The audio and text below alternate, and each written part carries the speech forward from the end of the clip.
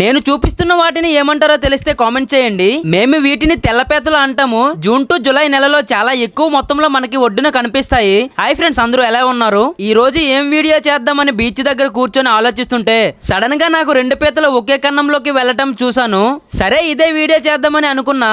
Last వరకు చూడండి. పీతని బయటికి తీయాలంటే మనం చేతితో తవ్వాలి. ఫస్ట్ ఒక పీతను తీసాను, పక్కన పెట్టి పీత పైన ఇసుక కప్పను ఎటు కూడా వెళ్లకుండా కన్నంలో ఉన్న మరొక పీతను కూడా తీసాను.